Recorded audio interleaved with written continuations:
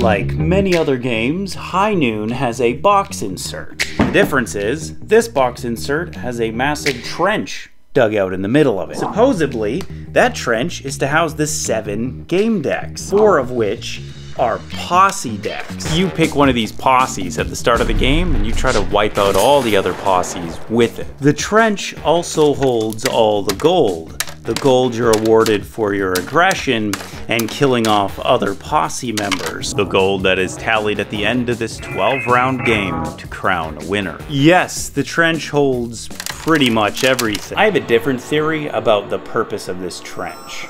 I'm convinced that it only exists to catch the tears that'll be pouring out of your face when 7 decks worth of cards explodes because you tilted the box slightly past flat.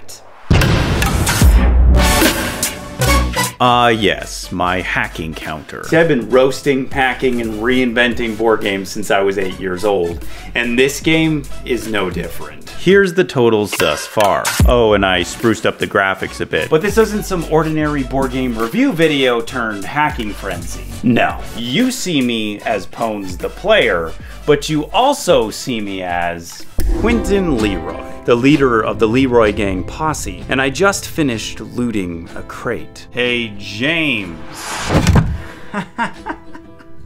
You'll never...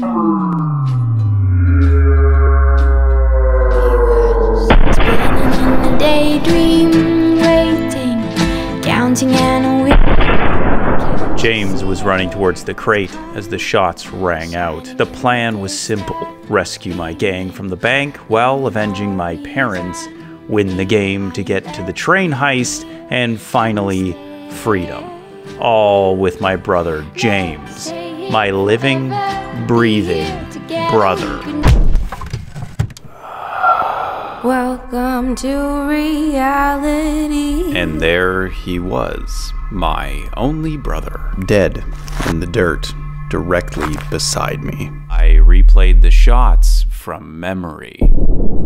I recognized the rifle, a repeater, just like James's.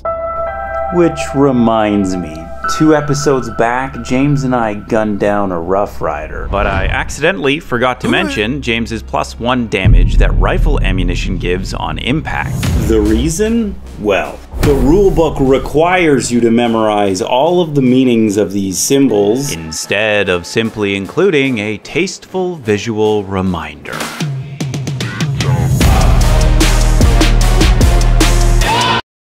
You can see James's repeater rifle on his mini, and here on this card, and then this one.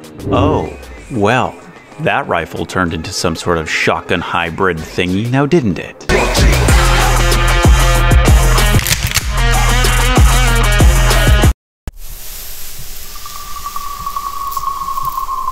Four plus 1 and 4 plus 1. That's the damage output of the repeater rifle that hit James. Even with his defense card, James didn't stand a chance. But he's the only one who carries a repeater rifle. But a repeater rifle is not the only deadly weapon in this game.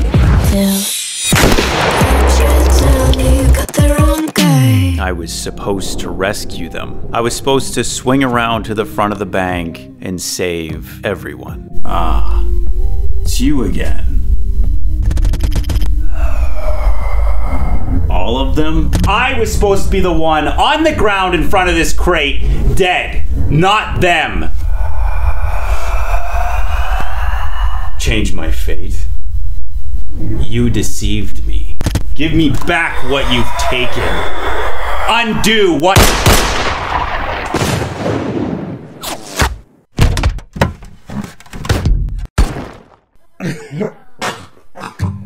My mama told me I should be well. I'll tell you a story about mean people who take you so innocent.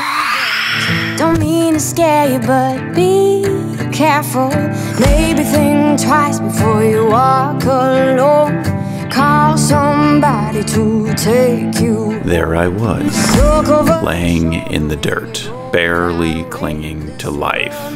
take you to a bad, bad place. I dropped a meager defense of 2 against 13 incoming damage, leaving 11 damage to chew through my health bar. 2 of those shots came from the same repeater rifle that took out James, and the third distance shot, well, I'm not sure I've ever heard that rifle before. Yes, repeater rifles are known for their quick cycle actions. And in this game, a lootable repeater rifle can fire a second shot as a free action.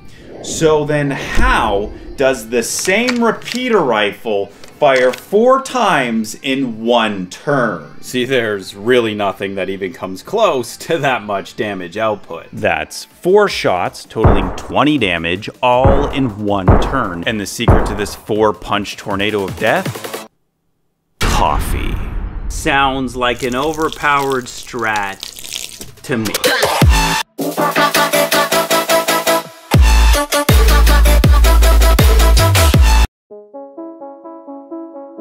When it's your first time ever playing, this coffee repeater strat can seem almost impossible to defend against. Especially since the rules don't mention anything about free actions in combat, or if you're even allowed to defend against them.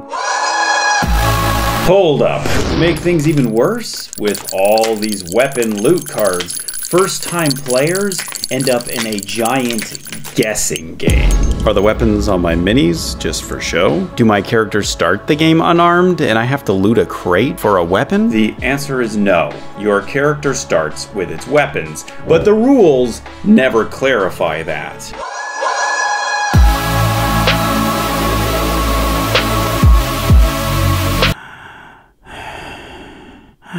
Breathe. Just breathe. My mind raced as I acclimated to the tidal wave of pain. I was hit with a double repeater volley just like James, except for this time there was a distant third shot. Yeah, that one. It hit with only half its damage strength, a 2 instead of all 4, meaning the crate was situated between me and the shooter. It then did 1 additional damage. More rifle ammunition. Rough Riders, they carry rifles. Rifles with shortened forestocks, like in this card. And then they carry a different rifle in this card? Oh, whoopsie.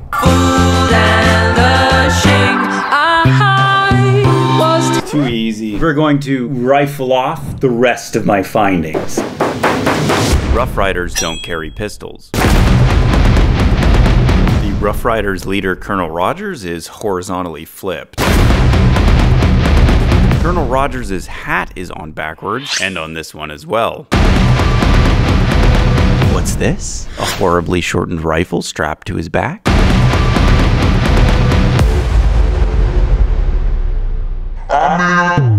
James and 3 Rough Riders. Those characters use rifle ammunition. But there's one other, and I've had my eye on him for a long time now. See, the most range of any character is a rifle at 15 squares, but not him. He's got a whopping 20 squares of range, and he's had that thing pointed at me for far too long.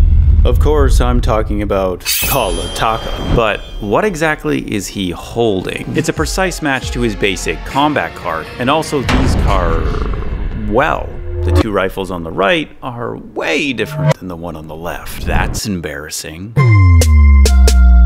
So full of aggression.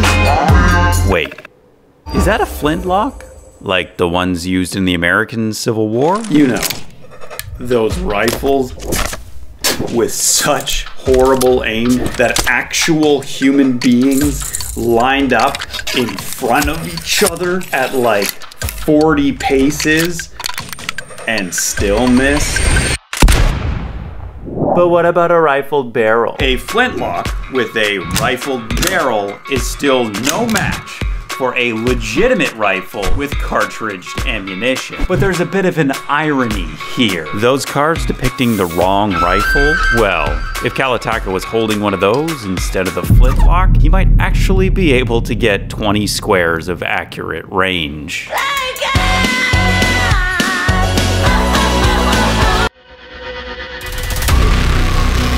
My entire posse reduced to 1 square of health. Me dying in the dirt with a near fatal blow delivered by a gun that could have never reached me in the first place. But what I failed to realize was that the man holding the repeater rifle was just around the corner. This is gonna be fun.